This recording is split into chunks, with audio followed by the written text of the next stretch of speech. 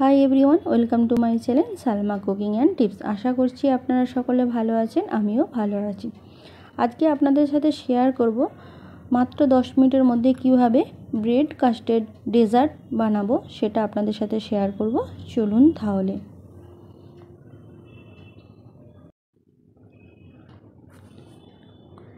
ডেজার্টটা বানানোর জন্য এখানে প্রায় আমি 6 পিস ব্রেড নিয়ে নিয়েছি। তো ব্রেডের 4-5টা প্রথমে এইভাবে কেটে নেব।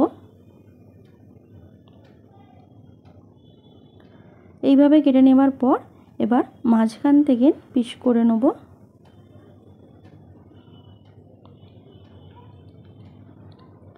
তো এইভাবে প্রত্যেকটা ব্রেডকে প্রথমে সাইড থেকে কেটে নেব, তারপর মাঝখান থেকে আরেক পিস করে কেটে নেব এইভাবে। তারপরে শত শেষে আমি ব্রেডগুলোকে আরও মাঝখান থেকে 2 পিস করে নেব। মোট একটা ব্রেডকে আমি 4 পিস করে কেটে নিচ্ছি।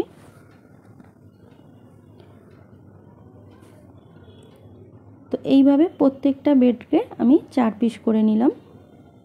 আপনারা চাইলে 2 পিসও করতে পারেন। আমি এখানে 4 পিস করে নিয়েছি একটা ব্রেডকে। তো সাইড থেকে যে ব্রেডগুলো পিস করে নিয়েছিলাম এইগুলোকে রেখে দেবো, ব্রেড গাম হবে এতে।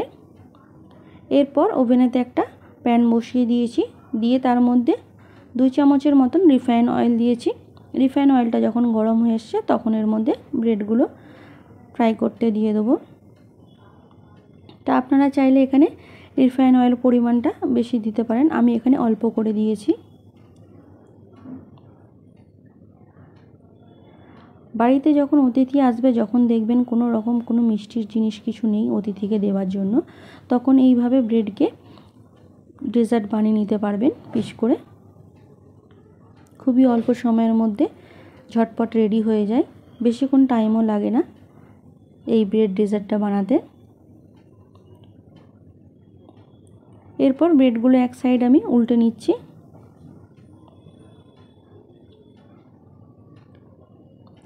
ব্রেডগুলো ভাজার পর দেখতে পাচ্ছেন ব্রেডের কালারটা কত সুন্দর লাগছে। তো এইভাবে প্রত্যেকটা ব্রেডের পিসগুলোকে আমি উল্টে নেব, নিয়ে ভালো করে ভেজে নেব। এইভাবে ভাজা হয়ে গেলে আমি একটা প্লেটে ব্রেডের পিসগুলো তুলে রাখবো।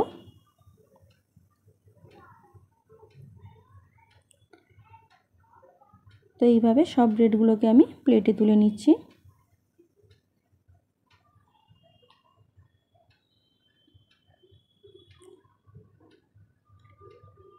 এরপর যে বাকি ব্রেডগুলো ছিল সেগুলোকেও এই একইভাবে ফ্রাই করে নেব। আজকে আমার চ্যানেলে যারা নতুন এসেছেন, ভিডিও দেখছেন, ভিডিওটি ভালো লেগে থাকলে আমার চ্যানেলটি সাবস্ক্রাইব করবেন আর নোটিফিকেশানটা অন রাখবেন। আমি যখনই কোনো ভিডিও আপলোড করি না কেন আপনাদের কাছে নোটিফিকেশান পৌঁছে যাবে। ছোট্ট একটা লাইক করবেন, কমেন্ট করতে একদম ভুলবেন না। কমেন্ট করে জানাবেন এই ব্রেড দিয়ে ডেজার্ট রেসিপিটা কীরকম হয়েছে। তো এখানে ব্রেডগুলো আমার ভাজা হয়ে গেছে। এই বাকি ব্রেডগুলোকেও আমি একটা প্লেটে তুলে নেব। এইভাবে সব ব্রেডগুলোকে আমি ভেজে নিলাম। এরপর এখানে আমি হাফ লিটার মিল্ক নিয়ে নিচ্ছি, দিয়ে ভালো করে এখানে মিল্ক বা দুধটাকে ফুটিয়ে নেব।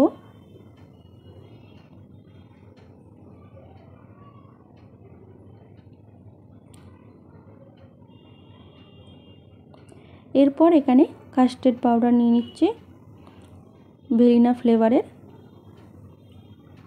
একটা বাটিতে আমি অল্প করে আগে থেকে দুধ ঢেলে রেখেছিলাম, তার মধ্যে আমি 3 থেকে 4 চামচ কাস্টার্ড পাউডার দিয়ে দিচ্ছি, দিয়ে ভালো করে গুলে নেব।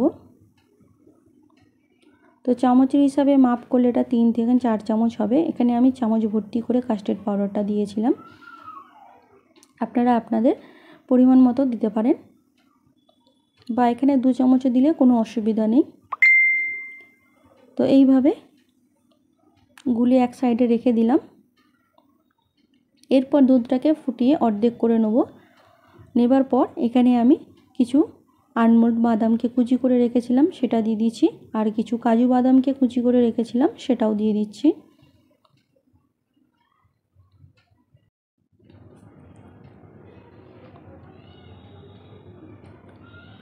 এরপর এখানে চিনি দিয়ে দিচ্ছি প্রায় 1 কাপের মতন। আপনারা যেমন মিষ্টি পছন্দ করেন সেই অনুযায়ী এখানে চিনিটা দেবেন। এখানে আমার দুধটা ফুটে অর্ধেক হয়ে গেছে। এই সময় এখানে আমি 3টে এলাচকে হালকা করে থেঁতো করে দিয়ে দিয়েছি। দিয়ে একবার ভালো করে চারিদিকটা নাড়াচাড়া করে নিচ্ছি।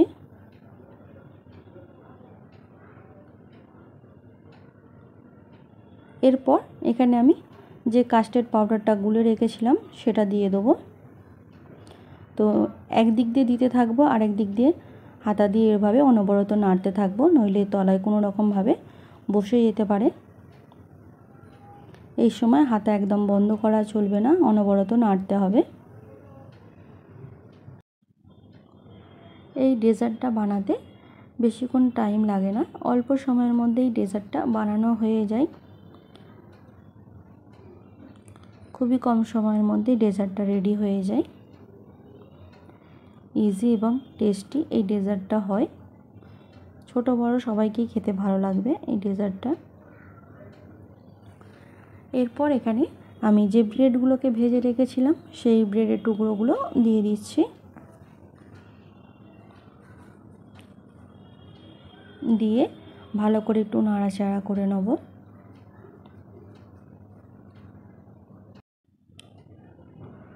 তো এইভাবে ভালোভাবে কাস্টার্ড আর মিল্কের মধ্যে এভাবে ব্রেডগুলোকে দিয়ে দিলাম।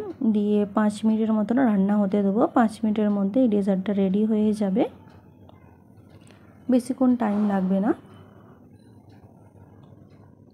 এরপর একটা প্লেটে সার্ভ করে আপনাদের দেখাচ্ছি। তো এখানে দেখতেই পাচ্ছেন ডেজার্টটা আমার রেডি হয়ে গেছে।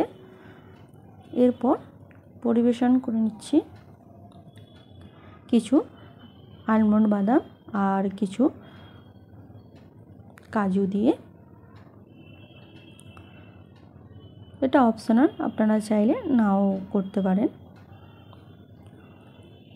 জাস্ট দেখতে একটু ভালো লাগবে এবং খেতেও ভালো লাগবে, সেই জন্য এইভাবে আমি রেডি করে নিলাম।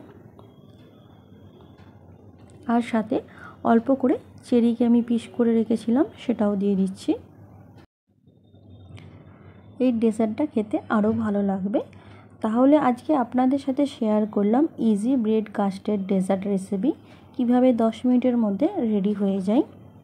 তাহলে আজ এই পর্যন্তই। আবার আপনাদের কাছে নতুন একটা ভিডিও নিয়ে আসবো, সেটা টিপস ভিডিও হতে পারে বা কোনো রেসিপির ভিডিও হতে পারে বা কোনো ব্লগ ভিডিও হতে পারে। ভালো থাকবেন, সুস্থ থাকবেন, নিজেও ভালো থাকবেন, অপরকেও ভালো রাখবেন। Thanks for watching my video. Take care.